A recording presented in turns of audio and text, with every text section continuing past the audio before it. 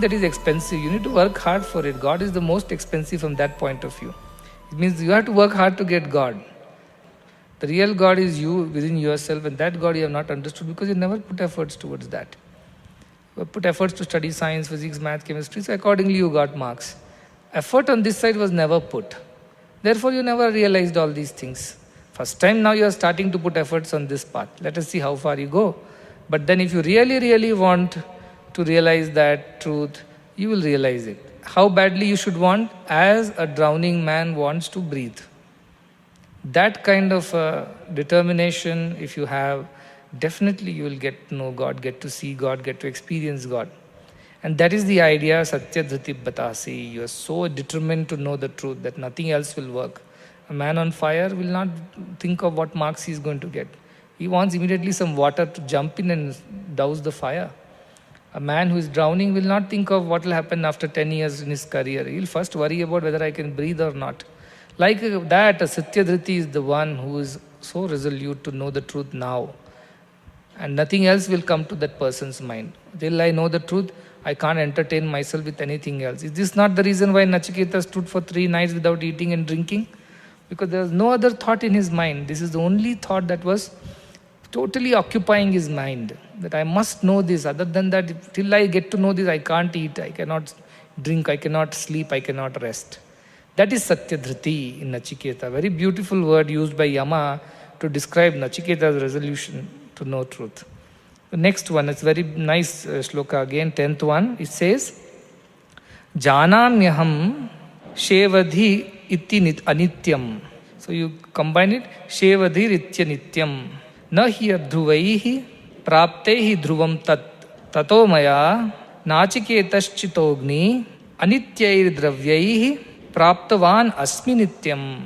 A very beautiful shloka. It says, Janamyaham, I always knew Nachiketa. I knew what? Shevadhi, these treasures that I was offering you. Cows and horses and gold and beautiful wives and children, grandchildren and all the wealth. All these treasures, Shevadhi, that I was offering you. It all was anityam only. Iti anityam. This treasure is impermanent. I always knew that, Nachiketa. Then he says, I also know nahi adhruvaihi prapyate hi dhruvam tad. From the temporary things, nobody can attain permanent results. Also, I know all that. Janami aham. I know that these treasures that I tried to offer you was all impermanent. I also know that from impermanent things, you can't attain permanent things. Therefore, this was not possible for you to attain truth through all these offerings that I made to you. Tato maya, therefore what I do, he says very nicely, Yama says, Tato maya, that's why what do I do? Nachiketoschitognihi, I taught you about the Nachiketa Agni. Because Nachiketa Agni is an impermanent one, he's saying. I tried to tempt you, delude you, and I also taught you Nachiketa Agni, which people are so interested in. Because they think if they do this, they'll go to the highest of the heaven and then they will enjoy forever. They think like that. So that's why I taught you. And how did I teach you Nachiketa Agni? Anityair dravyaihi. All that which is to be offered in the Nachiketa Agni are all temporary things only. Grains, ghee, or any other offerings, any sacrifices that you need to make.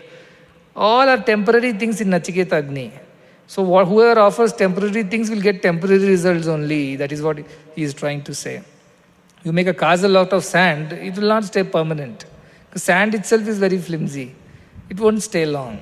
You make it out of stone, it will stay longer. Like that, I taught you this Nachiketa Agni using all impermanent things. All the things of this world. It means the results that will come out of it also will be impermanent only. It will not stay long. So I always know all these things, but I was trying to test you. Why do I do this? Because if I teach people like this and they get tempted, then what happens? Anityai dravyaihi. I will teach them through impermanent offerings. And what will happen in the process? Praptavan asmi nityam. I will become permanent.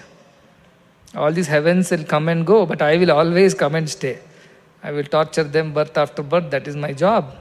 So that is why I have cleverly designed this Nachiketa.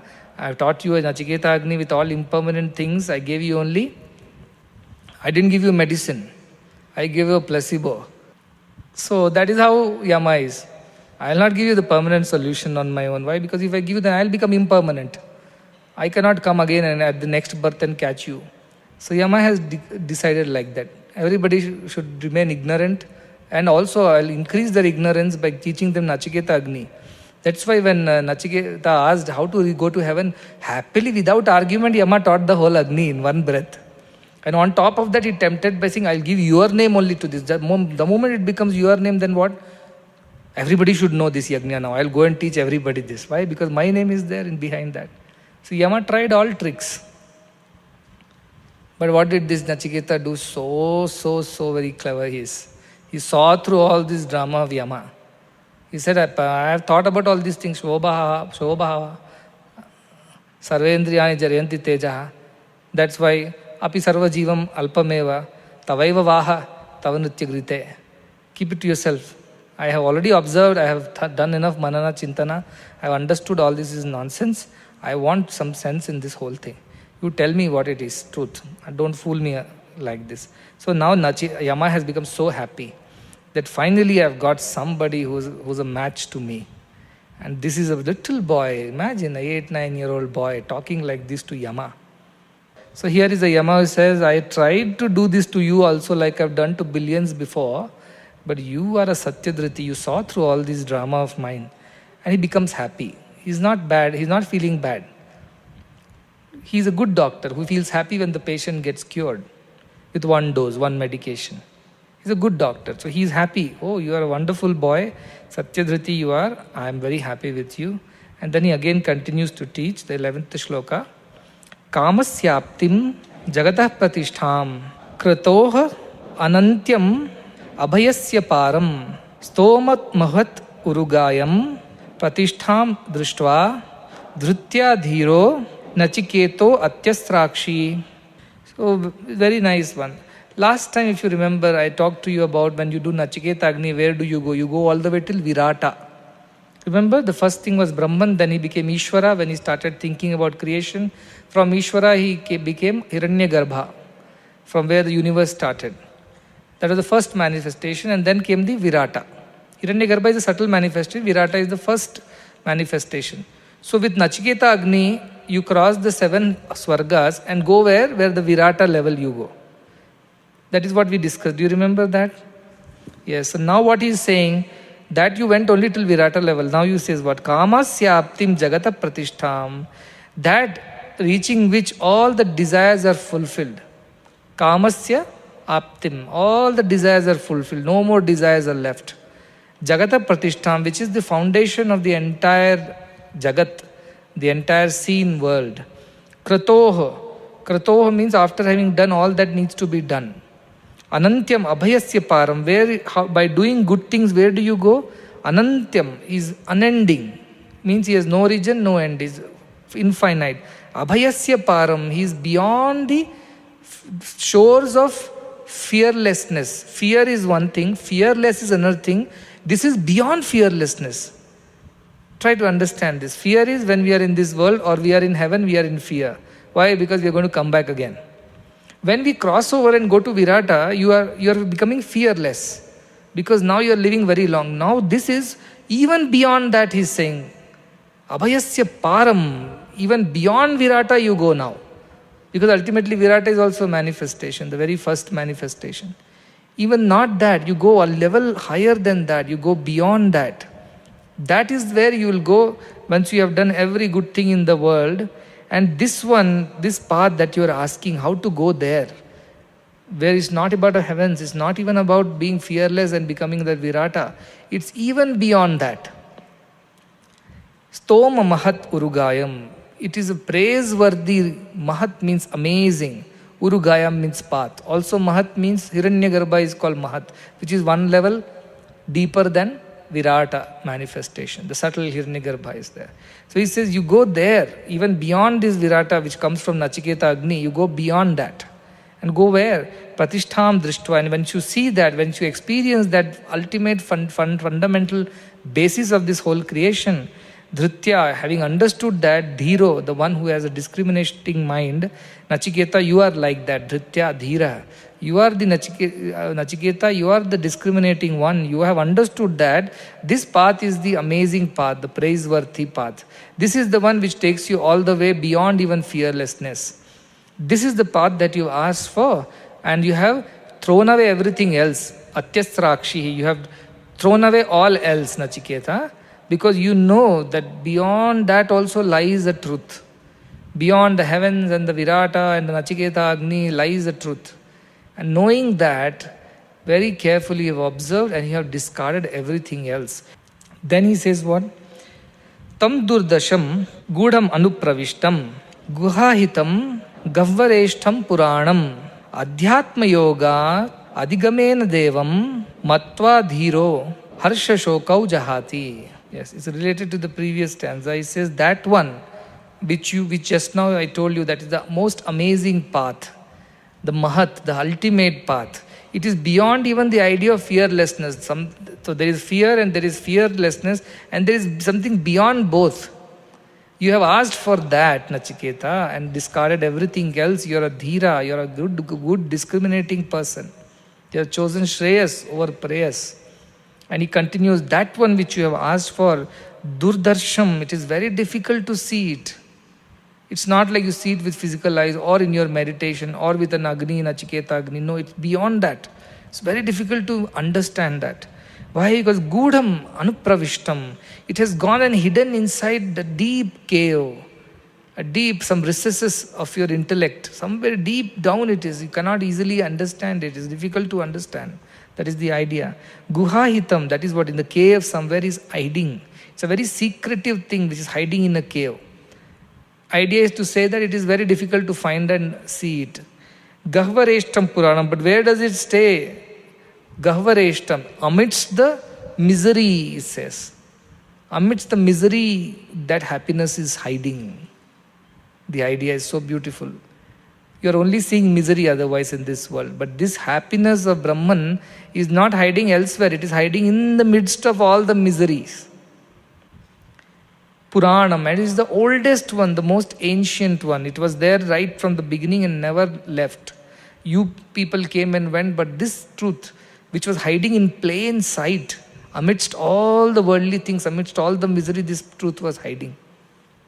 And Adhyatma Yoga, by practicing what yoga? Not Hatha Yoga, not Raja Yoga, not Jnana Yoga, not Karma Yoga, not Bhakti Yoga. Adhyatma Yoga, it says. We'll understand in detail. Adhyatma Yoga, Adigamena Devam, by performing Adhyatma Yoga, one goes towards this Devam. Devam means the effulgent one. One gets closer to this effulgent one. Matva Dhiro, knowing which, Adhira, a discriminating one, Harsha Shokau Jahati, gives up both happiness and sorrow. See, gives up fear and fearlessness, gives up both happiness and sorrow. Nachiketa Agni was to attain happiness and get rid of sorrow. Here, in this state of mind, both are given up. Neither you crave for sorrow nor happiness, neither you are affected by this and that. So this is a level higher than Nachiketa Agni. This is the idea that Yama is telling. Earlier you only ask for that which will give you happiness and help you avoid sorrow. Here is this state where both happiness, sorrow don't matter to you anymore. You have become the screen. Both don't matter. Sad scenes or happy scenes don't touch you at all here onwards. That is what you are asking for, but it is very, very secretive knowledge. However, at the same time, the paradox is that it is hiding right here in front of you, in plain sight. But you need to have the vision to see it. Sometimes children find the hidden object in a picture, find this thing, that thing. Then they will keep searching in the whole picture. It will be very subtly hidden.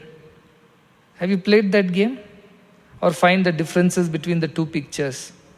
And then you have to really put careful effort, because the clue is that it is there in the picture only. It is not somewhere else. It is right there. Find the flower or find the watch, they will say. And they would have very carefully hidden it into the whole picture. Though it is in front of your eyes, you are not able to trace it where it is. But somebody you carefully, a dhira, carefully goes through every bit and every detail of the painting or a picture, finally spots it. That is the idea, that this thing is hiding in plain sight, yet it is as if it is hiding inside a secret cave. Like that object that has to be spotted in a picture. Though it is in the picture, yet you are unable to identify it. That is the plight of the humans, he is saying. This knowledge is like that. This knowledge of Brahma Vidya is not somewhere else. It's hiding here, right in front of our eyes, it is there. But disguised as world. Disguised as world. Though it is God, it has disguised himself as world. And it's hiding. That's why it's hiding, though it's actually everywhere. Knowing which both happiness and sorrow you don't crave for. I want to be happy? No. I don't want to be sorrowful? No. Both you don't crave for. You just want to be. And you realize the whole world is a play of shadows. Nothing is real. Happiness is not real. Sadness is not real. Success is not real. Failure is not real. These are all projections on the screen. When the hero dies, nobody dies. Or a villain dies, nobody dies. Just a picture which came and went. So therefore the screen does not attach itself to sorrow and happinesses. You will reach that stage. So far you are only worried about the stage, or at least you asked about the stage, Nachiketa Agni, which was to become happy. He says, I have heard about Swarga, Swarge Loke, na bhayam kinchana asti, na tatra tvam, na jaraya bibheti. You are not there in Swargaloka, and I believe there is no fear in Swargaloka of old age and death. And also he says, Ubhay tirtva, after having fulfilled both Ashnaya pipase, hunger and thirst and all, Shoka tiko, I give up sorrow alone. Modate Swargaloka, and enjoy in Swargaloka. That was all the idea of Swargaloka was. Here is the idea, Harsha Shoka Jahati, both happiness and sorrows I don't bother about. I have gone beyond that. When things happen good, I don't jump around. If things go bad, I don't go and shrink. Both don't happen at this stage. You are equanimous. You are able to take everything in equally without getting affected, like the screen, which takes care of it. Like that you will become once you know. And how do you become? What yoga should you perform? Adhyatma yoga, it says. So what is Adhyatma yoga? You try to understand. Adi, I told you 3 types of problems we face in world. That's why 3 shantis. What are the 3 shantis? One is Adi Atmika, you are the cause of your own problem, so for that. Then Adi Bhautika, others are cause of your problem, so for that. And Adi Daivika, gods are the cause of your problem, for that. We do these 3 things, Shanti, Shanti, Shanti. But similarly, what is Adhyatma? That which is about you. Adi Atma. Atma means me. Self. Adhyatma, that yoga which is about you. So what about all the other yogas? Bhakti yoga, is it not about me? Or Jnana yoga, it is not about me? Or all the Raja yoga, is it not about me? No, it is all about your body. Raja yoga will study your body. It's about your mind, it will focus your mind. But who are you? You are neither the body nor the mind. Haven't we learned just now? We are beyond that. What about the pujas that I go and do, I worship? No, that is also not for you, because that is for you to go to heaven or to solve your problems. Give me good marks, make my father better, make my mother healthy, make us earn more, make my brother get an admission in your college. That is not about you. Then what else you do? You also do karma yoga, service. That you do for, so seemingly for anybody else's sake. I want to help them, I want to teach them, I want to feed them, I want to cure them. Where is you in this whole thing? The self, Atman, not the you as the body. A body gets recognition, you become happy doing any yoga. Not that. With the self, where is the self in this whole thing? Is the question that we have to ask. We do service for whose sake? For we say do it for the poor people's sake. Okay, but who is feeling happy? The body and the mind is feeling happy. Mind feels, I have done something good. So all your seva was not for the self. Self means the Atman. It was to please your mind or please your body. When you do bhajana or come to bhakti yoga, you offer flowers and fruits and this and that and everything to God. For whose sake are you doing, you will ask. You will say, I am doing for God's sake. God likes flowers, God likes fruits, God likes worship, God likes all these things. Therefore, I am trying to please God. Yajna, yagas, homas, pleasing God. Why? Ultimately, so that I get good marks, ultimately so that I get whatever I am lacking, long life, Ayusha Homa, Mrityunjaya Homa. Why? Because we want something from God for our body and mind's sake. So that is also not Adhyatma. That is not spirituality. Adhyatma is another word for spirituality. So you mean to say all this I was doing was not spirituality? The seva activities were I was doing, and I was doing this puja, yajna, yagas, karma yoga, bhakti yoga, even jnana yoga for that matter, reading all the scriptures. All this is not spirituality. No. Spirituality is not about anything outside you. Spirituality is everything about you. But why did I do all these things? So that you learn to turn inwards. Just to make you turn inwards. But it happens in steps. First you are always looking outside. Now you have to turn yourself a little toward the inside. And then you go inside.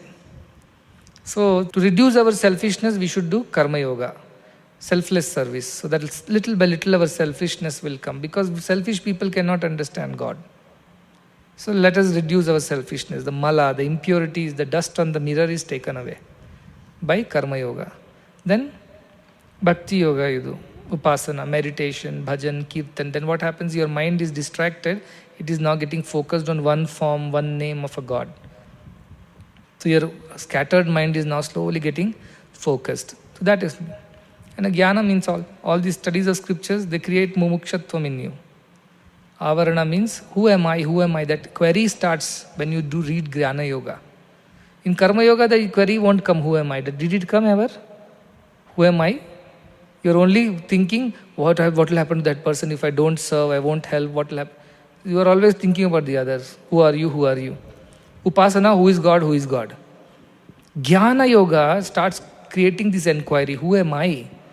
Swami says, you are not this body, you are not the mind, who am I? The question starts. After that only you enter the Adhyatma yoga. When you really go within, you don't need any external agents of service or bhajans or Veda chanting or reading scriptures, but it is simply go within and start inquiring and finding the answers to your questions within. These answers won't come from the scriptures, it will come, theory answers will come. The practical experiences won't come from the scriptures. But to reach this stage, from a very selfish, worldly, materialistic mind, to turning all the way to a self-inquiring mind, it's a long process. Gradually, step by step by step, you have to turn it inside. Adhyatma yoga is truly about who you are. And where do you get to know about you, who you are? By going within yourself only. You cannot get to know by going outside and reading books. That's why in the beginning it says, na tarkena matirapaneya or ananya prokta. And it won't be understood by everybody speaking or you reading a book also, or watching any number of videos make you understand. That will create the mumuksha, the jnana in the sense the questioning will start. As I said, in karma yoga, who are you? You're worried about the world outside. In Bhakti Yoga, who is God? You're worried about the God. Is Krishna like this, Rama like this? You learn up everything about what Krishna and Rama did. And then the Jnana Yoga say, no, beyond Krishna Rama, there is an Atman that exists, that is what you are. Oh really, can I know it? That inquiry begins in Jnana Yoga. And Adhyatma Yoga is basically turning inwards. If you put the same thing in different way, Adhyatma Yoga is to this inquiry and finding the answer within. Bhakti Yoga is Adhi Daivika. This is Adhi Atmika. Bhakti Yoga is all Adhidaivika, pleasing gods and pleasing all kinds of people. And this Karma Yoga is all about going and doing things for others. Adi Bhautika, for the society. Society is the Bhautika outside you. Daivika, gods above. And Atmika, you yourself. So that is why Jnana will ultimately, the Jnana Marga, the inquiry, the path of inquiry will lead you within. That is the yoga you need to perform, is telling Nachiketa. I know you are a Brahmin, you have done enough Agnihotras, you know all the mantra Vedas, shlokas and everything you know. But none of these will take you here where you are asking, where neither the sorrow nor the happiness matters. That state only Adhyatma Yoga, when you turn within, that is what will take you. Sri Ramana Maharshi was known for his candid answers. He will speak less, but whenever he opened his mouth, it was worth the speech. So one Narayana Bhakta went to Ramana Maharshi ashram, and he wanted to know from Ramana Maharshi whether at the end of his life he'll go to Vaikuntha or not. And then Ramana Maharshi said, of course you'll go to Vaikuntha, you have done so many things, you'll go to Vaikuntha. Then he asked the next question, if when I go to Vaikuntha, will Lord Narayana speak to me? Yes, he will speak to you when you go to Vaikuntha. He became very, very happy. He said, what will he speak to me? Then he said, Narayana will tell you, find out who am I. Because Ramana Maharshi is all about who am I. Finally, he'll tell you, find out who your true self is. That is what ultimately Narayana will tell you. Even through Bhakti Marga, you have to end up here only at the end. So this is the idea of Adhyatma Yoga. It's not about Adi Bhautika, doing things for the world, in the world. It is not about Adi Daivika, doing things for some God in heaven. It is about you, Adhyatmika. That is why I said, this is the beauty of Sanatana Dharma. This is the beauty of Vedanta. It's not about anybody else. It's about you. Should you not be interested in your own self? Anybody is interested in their own self. If you are interested in yourself, you better be interested in Vedanta. Because that is what tells you really about who you are. Everything else doesn't tell you. Everything talks about the society outside, the gods in the heavens, but doesn't tell about who you are. This Vedanta tells you who you are, and therefore there is no reason why you should not be interested. If you say, I'm not interested in Vedanta, it's like you telling that I'm not interested in my mark sheets. You will be interested when the results come out, however good or bad you have written, you are always interested to know what is happening to your results. So why you should develop interest. If you are still not getting interest in Vedanta, then you have to really worry, because you're not interested in your own welfare. That's what it connotes. So Adhyatma Yoga, once you turn inwards and start inquiring this, start asking these questions. Am I the body? But my body was different earlier, now it is different. After some time it will be different, and it will be gone later. What is this? Is this all I am? Am I the mind? But it thinks happy one day, sad one day. It's never steady, it's monkey mind it is. Am I that? Am I in the knowledge inside which has stored up from so many of my breedings and listenings? Is that the collection of all knowledge is all me? But where does it go after I die? Am I all the experience of good and bad, heat and cold, Dvaita, Dvandva? Is that all I am? Or am I something more than that? Is the question that you have to ask yourself. And that question is answered only through Adhyatma Yoga. Answer is to be found within yourself. How? Like spot the hidden object in a picture. It's right there. But you have to work to spot it. If you don't work with carefulness, you will not get it, you will miss it. So that's what is happening. God is hiding, or divinity is hiding within us. And we are missing it all the time because we are unable to discriminate, and we are getting stuck with all the other beautiful things in the picture and forgetting the very purpose of why we were looking at the picture. The whole world looks so interesting, so amazing, that we came here to find out who we are, and then we suddenly got so interested in the beauty and the attractions of the world. Now we are busy finding out who everybody else is. And we forgot the very reason why we came here. Children are like that. You send them to a shop to buy something. First they'll remember that they are going to shop to buy this. In the shop they'll see something else. Some toy, some chocolates. They'll forget why they came to the shop. And they'll start searching for all the other, they'll inquire about everything and then forget why did they come to the shop. They came to buy your medicine for headache. And they'll come back with lollipops and chocolates. So that is what happens to us in the world. Swami Chinmayananda said very beautifully, all the things that have been created in the world are to take man away from God. The world has been created to take man away from God. That is the nature of the world. To confuse you, to distract you. Like Yama said, no, I taught you Nachiketa Agni first, I tried to distract you. I taught you about heaven and hell and all these things. I tried to make you deviate. So the whole world has been created only to take man away from God. Never forget this sentence. Every time you get tempted, deluded, distracted, attracted by anything in the world, be it very gross or material like wealth and properties and things, to a subtle thing like knowledge and intelligence and brilliance and awards and rewards, to even subtler, jnana, vairagya, everything is a confusion. Any modification to the screen is confusion, it's maya. That is Jagat. Because it comes and goes, anything that comes and goes is called Jagat.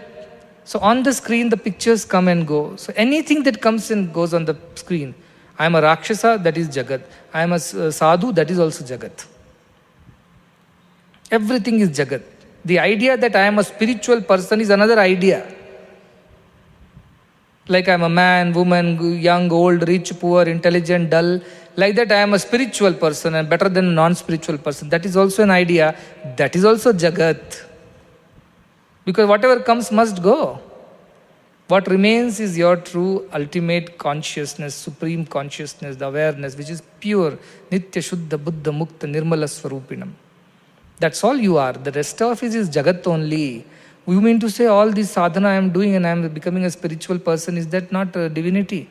No, it's not divinity. It is not Adhyatma. It is Adibhautika, Adidaivika.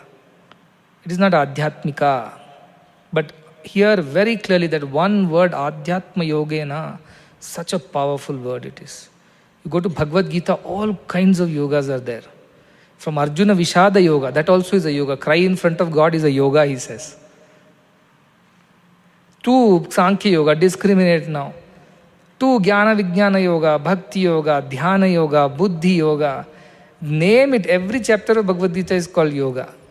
18 yogas are there in Bhagavad Gita to teach. But here is the yoga. All these yogas will help you to reach this stage. Like your primary school, high school has helped you to reach university. All those will help. But how far? After some time you have to enter this Adhyatma Yoga. Forget worshipping God in the heaven. Forget serving people outside.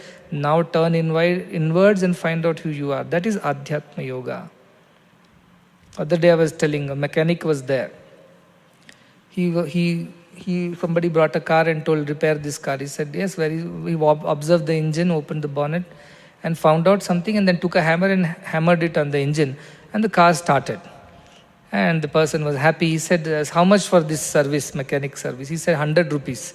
100 rupees for just hammering my engine? He said, no, 1 rupee for hammering the engine, 99 rupees to know where to hammer. Likewise, all your karma yoga, dhyana yoga, bhakti yoga, all kinds of yoga, ultimately is that 99 rupees that you have to spend to know where to spend that last 1 rupee. This is the 1 rupee, this is the final hammer stroke. But to know we have to hammer it here, you have to go through all the goods and bads of life. You have to go through all the bitter and sweet of life. You have to go through all the successes and failures of life. Finally, you turn towards yourself. That is why you need to go through all those experiences to appreciate this experience now. Those who are elders, they have gone through much in life, they'll immediately understand what I'm saying. Youngsters may still have to think that this is, but then they have one secret. Our Nachiketa says, Anupashya yatha purve pratipashya yatha pare. Observe what has happened to others. Observe what is happening to others around you. Gandhiji says, a wise person learns from others' experiences. A fool goes and makes the mistakes. So be wise. Children should be wise. Look at your teachers, elders, and see how they are, what they are. Or you look at your parents and relatives and observe how they are. Are they happy, sad? What goes on in their lives? And based on that, with that experience, you benefit. You can't live all the lives of everyone to know all the knowledge in the world. But you can observe people's life, and that's how you can learn how you should lead your life. That is the secret of how you can be smarter than the rest. In spiritual path, you don't have to go through the same again. You can avoid all that because you have already learned from watching others. So learn, observe. Nachiketa's first quality is observing. He observed his father. And then you start off on this path, saying everybody has gone through this cycle, they all suffer at the end, nobody is permanently happy. Temporarily, people are happy. Therefore, I don't want to go to the same rut. Teach me something else which will take me beyond. That is what Nachiketa's methodology is. Your methodology also should be the same. When you enter this Adhyatma Yoga, all your delusions are destroyed. The idea of sorrows and happinesses are destroyed. The idea of success and failures are destroyed. The idea of good and bad is destroyed. The idea of papa and punya are destroyed. The idea of dharma is destroyed. You become just the pure screen. Let the world play on you. Let whatever happen, I will not be affected. Let success come, I will not, just because a happy scene goes, does the screen expand by 4-5 inches this way, that way? Or a sad scene plays, does the screen shrink by 10 inches? Nothing, it stays as it is. Likewise, you will not shrink or you will not swell in good and bad times. That is what your nature will become if you come to know of this truth. How practical it is, you tell me. Vedanta is the most practical subject on earth. Everything else is theoretical. Vedanta is very practical. It teaches you how to remain unaffected in this world. You can't run away from the world. Many people think if you commit suicide, you can get rid of the problem. No, now you know committing suicide is not a solution because Yama will be there, right? And he'll pick you up and then he will put you through worse hells because you did a mistake. And again you will be born with something else. So therefore, then running away from the world is not a solution. Learning how to face the world is the solution. And that solution is provided only by Vedanta. Bhakti Yoga doesn't provide. Problem comes, go cry in front of a God's photo. How long you keep crying? What all you should keep crying for? And when will you stop crying? Crying is a good thing or a bad thing, tell me? It's a bad thing. So why should we do that? No use. Karma Yoga, okay, I'll keep serving everybody. At the end of it, what? You'll get tired, frustrated. I did so much for everybody, nobody cares for me, nobody helps me, nobody has... all my life I spent for others' sake. Then again you will get into the same problem, egos, depressions.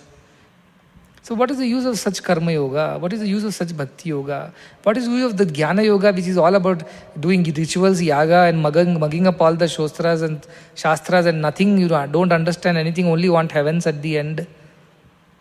Beyond that you go, Adhyatma Yoga, beyond that is you. You go within and find out the truth. Vedanta is the most practical solution to all the problems in the world. It teaches you how to remain unaffected in an ever-changing world.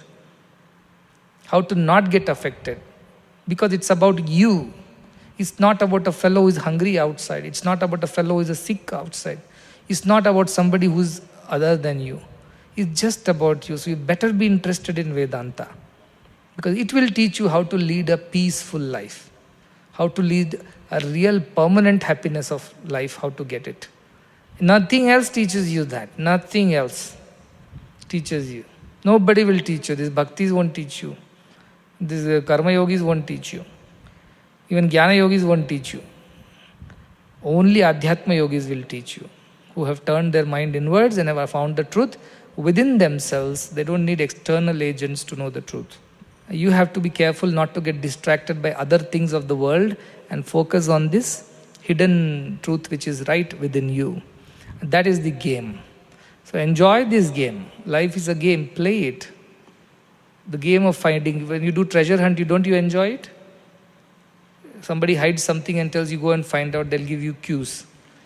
Go here. You open this, you got another chit, you go there, then find another chit. How interesting it is. Do you tell all these your brothers or sisters, hey, don't bother me, tell me where it is. Then where is the game?